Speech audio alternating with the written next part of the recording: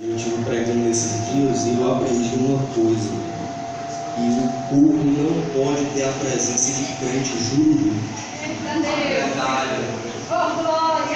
Pregando em certa congregação, o pastor citou essa palavra juro, que se atribui o crente juro aquele que vem para o culto, aquele que não abre a boca para dar glória, aquele que fica o culto todo estagnado. Mas eu acredito que aqui não tem crente juro. Quantos vieram para adorar o nome do Senhor Jesus nessa hora? Glórias a Deus. Meus irmãos, é uma honra poder estar aqui nesta noite, ministrando a palavra do Senhor para vocês nesta ocasião tão especial. Aprove a Deus que estivéssemos aqui nesta noite, a convite mais uma vez de nosso amigo, companheiro, intercessor, Davi Borges, companheiro irmão Felipe, também esteve nos direcionando este convite para estarmos aqui hoje trazendo algo da parte de Deus para os queridos irmãos que aqui se fazem presentes. Para aqueles que não me conhecem, me chamo Jefferson Barros e congrego na Assembleia de Deus Bela Vista, na congregação do Alto da Mangueira, no campo de Maracanaú, através da pessoa do pastor Sérgio Costa, e eu vos trago a paz do Senhor, o meu pastor. Amém, meus irmãos? Glórias a Deus. Desde já quero louvar a Deus pela vida de cada irmão que se faz presente. Pastor Valdeci, é sempre uma honra poder estar aqui. Para os queridos irmãos que estão aqui na minha retaguarda, louvo a Deus também pela vida de meu amigo, irmão Arlen, um companheiro, intercessor. Das vezes que eu estive aqui, não foi dali, é a primeira vez que ele está hoje, Primeira vez que ele está hoje, um grande amigo, companheiro, intercessor, que sempre nos ajuda em nossa chamada ministerial, da qual o Senhor nos entregou. Minha varoa, minha namorada, irmã Kessia, está aqui hoje também para adorar, louvar ao nome do Senhor juntamente conosco. E toda essa juventude abençoada que se faz presente, que o Senhor vos abençoe em Cristo Jesus. Amém, meus irmãos? Eu proposto aqui um tema bem sugestivo, o poder das escolhas. Porém, o Senhor ministrou ao meu coração desde o primeiro momento que eu recebi o convite. É algo diferente, mas eu acredito que na medida do possível nós iremos adequar o máximo possível. Mas o importante é que Deus já chegou neste lugar para ser adorado. Sendo assim, Ele também quer falar com os seus adoradores nessa noite. Amém? Quantos desejam ouvir a voz do Senhor nessa noite? Então, por gentileza, aqueles que trouxeram sua Bíblia, queiram abrir comigo o livro de 1 Samuel. 1 Samuel, capítulo de número 3.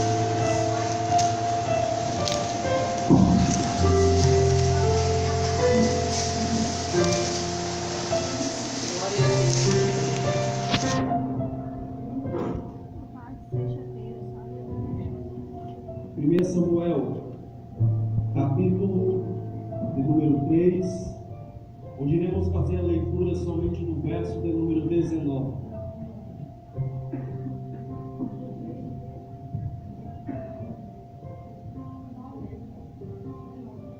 Primeira Samuel, capítulo de número 3, versículo de número 19. É bom saber que uma boa parte dos irmãos já estão de pé por reverência às Santas Escrituras. Quantos localizaram o texto sagrado, digam amém. Amém. Diz assim: enquanto Samuel crescia, o Senhor estava com ele e fazia com que todas as suas palavras se cumprissem. Eu peço a você, por gentileza, que repita comigo que hora acabamos de ler no verso 19. Diga: enquanto Samuel. Está muito baixo, vocês são jovens, vocês são fortes, vocês podem fazer melhor. Diga: enquanto Samuel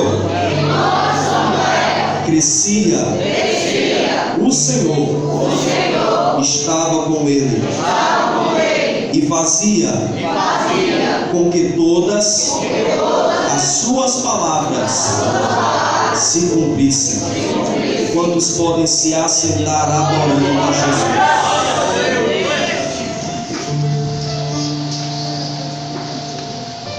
Seja Deus, aleluia, Jesus.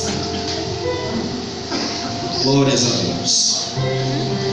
Queridos irmãos, amada Igreja do Senhor, juventude que aqui se faz presente, o texto e a mensagem que o Senhor ministrou para o meu coração nesta noite é de um caráter bem moderno, das quais nós podemos adequar a algumas realidades da qual estamos vivendo em nossos dias e que a nossa juventude necessita de ouvir.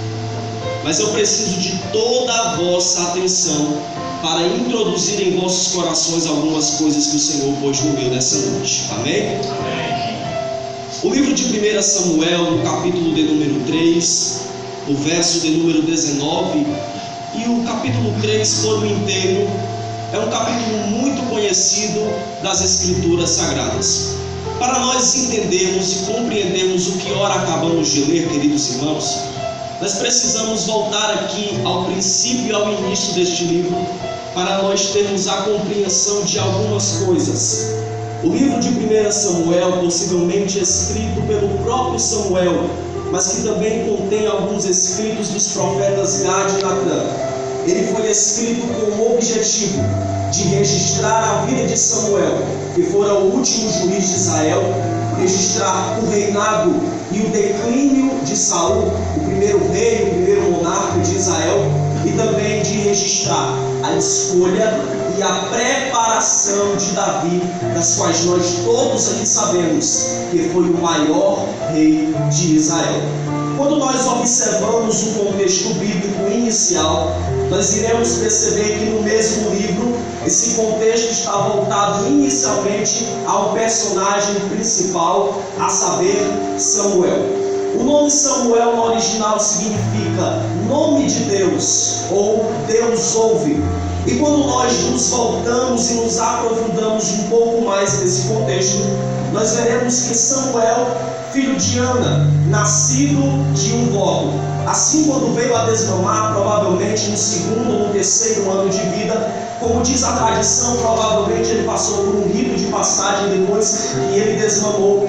E agora, segundo alguns escritores, quando ele tem entre 3 a 5 anos de idade, ele é entregue no tabernáculo do Senhor, onde ali ele ficaria sob as responsabilidades e os cuidados do então sumo sacerdote Eli.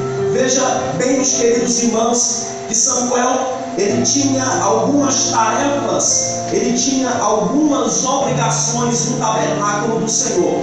Algumas destas eram abrir as portas do mesmo pela manhã e também já ajudar o idoso Eli em suas atividades. Além disso, Samuel ele cumpria e exercia suas funções no templo vestido de um éfode de linho, segundo nos diz o texto sagrado. Em outras palavras, ele estava vestido de uma estola sacerdotal, da qual o identificava como um aprendiz sacerdotal.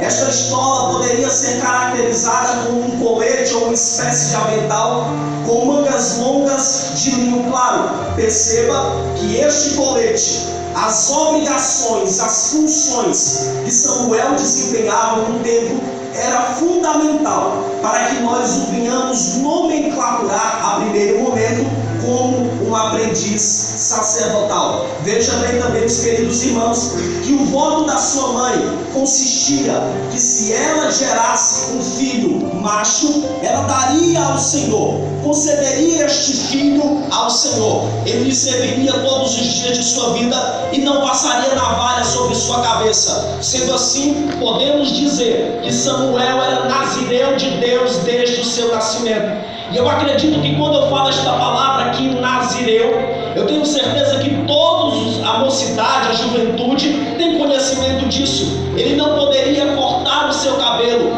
ele não poderia beber bebida forte como vinho ou vinagre, e ele também não poderia ter qualquer tipo de contato com algum cadáver.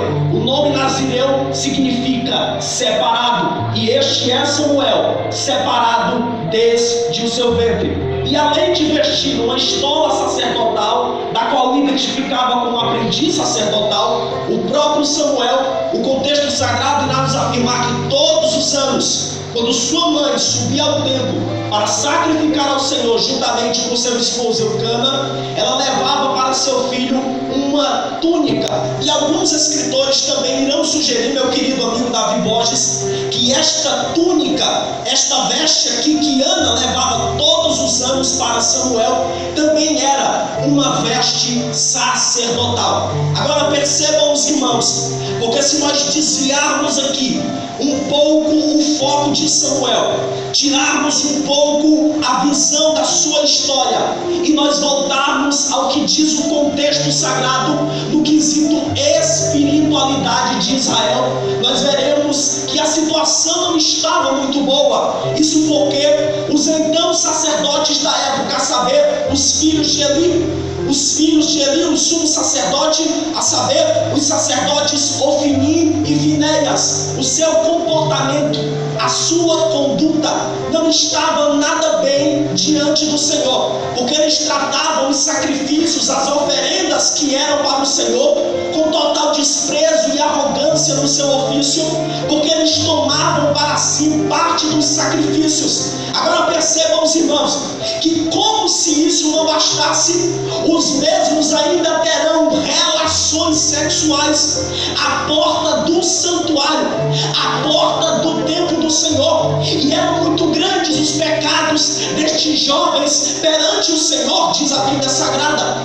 Eli pouco fazia, Eli pouco se importava para repreender os seus filhos, e talvez quando ele veio se tocar para isso, já era tarde demais, era um caminho sem volta. Os seus filhos estavam em um caminho irreconciliável. Agora vejam também, os queridos irmãos, e redobrem agora a sua atenção, que quando nós voltamos agora esse contexto para Samuel, mais especificamente agora no capítulo de número 3 que nós lemos, e nós teremos de saber que este capítulo 3 aqui é um capítulo de muita importância para a mensagem que o Senhor pôs em meu coração. É neste capítulo 3 que irão acontecer alguns fatos importantíssimos para a formação, para o crescimento deste Samuel da qual estamos falando. O mais interessante é que o historiador Flávio Josefo, conhecido como um dos maiores historiadores dos hebreus, ele irá afirmar que no início deste princípio aqui do capítulo 3 de 1 Samuel, ele vai afirmar que o menino tinha acabado de completar 12 anos de idade. Agora vejam, os queridos irmãos, a mocidade, os obreiros, os coordenadores que estão aqui à minha retaguarda, o início da obra de Deus na vida deste menino foi apenas com 12 anos de idade.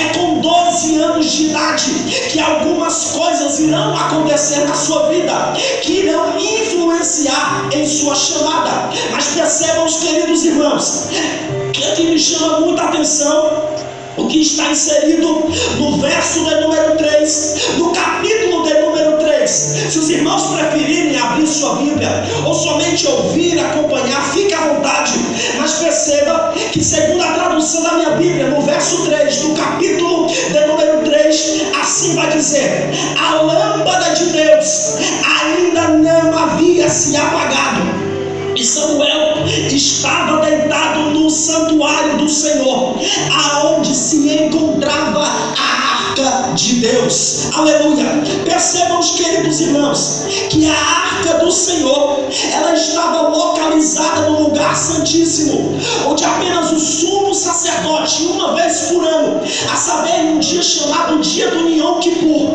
que era o dia da expiação, ele poderia entrar no lugar santíssimo para oferecer sacrifício ali. Do lado do lugar santíssimo havia um lugar santo, e no lugar santo havia 3 mobílias sagradas. Memorize isso. A primeira mobília sagrada era o altar do incenso, a segunda eram os pães da presença, e a terceira o candelabro de ouro. Perceba que são desses tipos de mobílias que o próprio aprendiz de sacerdote Samuel cuidava e zelava, assim como os demais sacerdotes. Percebam, os irmãos, que do lado de fora do lugar santíssimo havia quartos para os sacerdotes, e era desses quartos aqui, embora implicitamente no texto o autor aqui está se referindo, ele está se referindo ao lugar onde Samuel dormia, porque fora fora do lugar santo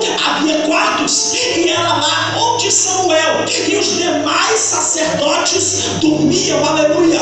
Samuel, ele dormia apenas alguns metros de distância da arca do Senhor. E através dessas informações aqui, queridos irmãos, eu posso perceber que é muito mais além do que um aprendiz sacerdotal. Eu vejo este Samuel aqui também como um mantenedor de santuário. Sim, isto mesmo, um mantenedor de santuário. A palavra mantenedor basicamente significa aquele que cuida, aquele que zela para manter algo em bom estado, para manter algo em funcionamento. Se nós pudéssemos dar um exemplo aqui muito rápido e prático para a compreensão de todos, porque estamos aqui diante de jovens muito inteligentes, eu creio assim, nós poderíamos citar as grandes empresas e grandes indústrias que necessitam de seus gestores, de seus supervisores, para mandar sim os trabalhadores, também chamados de colaboradores em suas empresas, executar tais funções. Mas para isso também é necessário de mantenedores, para manter todo um sistema de organização, todo um sistema automatizado, para manter tudo em seu bom estado, tudo em seu perfeito funcionamento. E este aqui também era Samuel. Samuel era um mantenedor de santuário, queridos irmãos. Haja vista que logo Deus iria precisar de alguém para manter o seu santuário, e muito mais do que isso, para manter a sua presença firme em Israel. Isto porque enquanto o nosso Israel estiver sob as condutas, estiver sob as responsabilidades e estiver sob os cuidados de certos Ofni e Finéias que ainda existem em nossa geração, Deus sempre irá precisar levantar alguns Samuéis no meio da nossa geração. Eu vou falar isso novamente, tem algumas pessoas que ainda não entenderam, eu acho que estão voando meio assim, então eu vou repetir novamente. Enquanto a nossa geração estiver corrompida, estiver contaminada, cheia de pecado exposto para o povo, Deus sempre irá precisar levantar um pequenino no meio da sua geração para manter a sua glória, a sua presença, a sua voz ativa em Israel.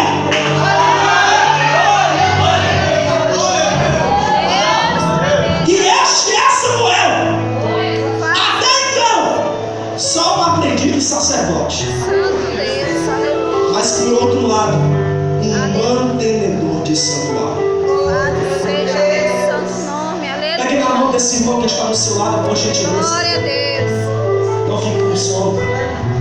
Pegue na mão desse irmão que está do seu lado e diga para ele, diga Deus. Então diga mais forte, diga Deus. Não, está muito fraco vocês. Diga Deus. Sempre irá necessitar de alguém para manter a sua presença e a sua voz ativa, presente em Israel. Não importa se é gordo ou se é magro, não importa se tem teologia ou não importa se é bonito ou se é feio, não importa se a sociedade vai pra cara ou não vai pra cara. Eu profetizo nesta noite, quem quer recebe. Deus está levantando uma geração aqui nesta noite. Pode não ter aparência,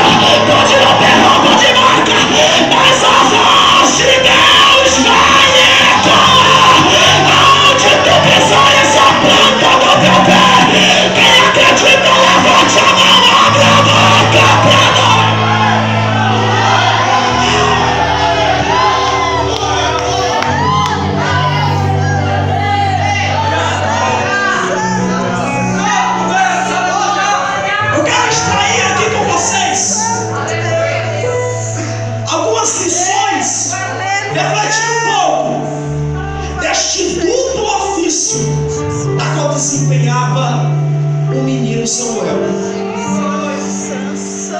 E se nós tivéssemos de tematizar essa mensagem, nós daríamos o seguinte tema: aprendizes de sacerdote, porém mantenedores de santuário. Diga isso para o irmão que está do seu lado, diga: aprendizes de sacerdote, porém mantenedores de santuário. Redobre a sua atenção agora, por gentileza. Este menino, aprendiz de sacerdote, também o mantenedor de santuário, eu percebo e vejo aqui algumas características presentes em seu ofício, a qual nós podemos transmitir para a nossa geração. Para nós entendermos a primeira característica de Samuel, no ofício que ele desempenhava, nós teremos que ir aqui ao início do contexto do capítulo de número 1, onde registra aqui o seu nascimento. E quando nós observamos o contexto nos dias, nós veremos que Ana, esposa de Eucana, que era um levita da ordem dos coatitas, que também tinha outra mulher por nome de Penina. E não precisamos nem dizer, porque esta é uma mensagem muito pregada, muito exposta, muito louvada. E você sabe melhor do que eu que Ana não tinha filhos porque a sua madre estava cerrada pelo Senhor. E Penina tinha filhos. Perceba que quando citamos aqui a expressão madre, melhor, as expressões madre cerrada pelo Senhor, é claro que estamos nos referindo a alguém que não pode gerar, porque o Senhor interrompeu que esta tal viesse a ter filhos. E era devido a isto que a cultura daquela época vai dizer, não só para Ana, mas para todas as mulheres que viviam no mesmo estado, que Ana era tida como uma mulher fracassada. Ana era visto como um embargo social naquela época. Isso porque os filhos naquela época, eles constituíam uma parte importante da estrutura econômica das famílias, porque os filhos, eles representavam a força de trabalho do futuro, como também representavam também aqueles que iriam cuidar de seus pais quando eles já estivessem velhos. Porém, Ana, ela não desfruta desses privilégios. Ana, ela não desfruta aqui destes recursos, irmãos. E ela é vista como uma maldição. Ela é vista como um tipo de fracasso no meio daquela sociedade. É claro, queridos irmãos, que a madre de Ana estava cerrada porque Deus tinha propósito através disso. Eu vou falar novamente, embora você não precise dar um glória agora, mas você precisa captar e guardar isso na sua mente. Ela tinha sua madre cerrada porque o Senhor tinha seus propósitos através disso. E os irmãos sabem melhor do que eu, porque o contexto vai continuar afirmando que todos os anos o seu esposo Eucana subia ao templo em Siló para sacrificar ao Senhor. Levava consigo suas duas esposas, a saber, Ana e Penina, juntamente com seus filhos. Penina ficava justamente zombando de Ana por ela não gerar filhos, e isso causava uma tremenda tristeza e amargura em Ana. Mas ora, queridos irmãos, tudo aquilo que tem propósito de Deus, sempre tem que existir alguma espécie de Penina por aí. Para você entender melhor, pegue na mão desse irmão que está do seu lado e diga para ele: tudo que Deus prometeu para nós, diga, tudo que Deus quer conceder a nós, pode se preparar. Sempre vão existir algumas espécies de Peninas para ficar zombando. Aleluia. Mas percebam, os queridos irmãos, que Penina ficava zombando, Ana ficava amargurada, ia até o templo do Senhor, orava e pedia um filho, mas nada acontecia.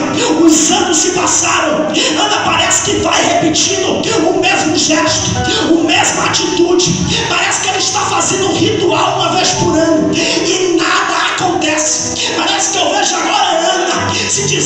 si mesma: eu não vou mais me conformar com essa situação, não aguento mais subir no templo uma vez por ano e toda a vida levar o não, toda a vida voltar de mãos atadas. E parece que eu vejo ela agora compreendendo a vontade divina para a sua vida.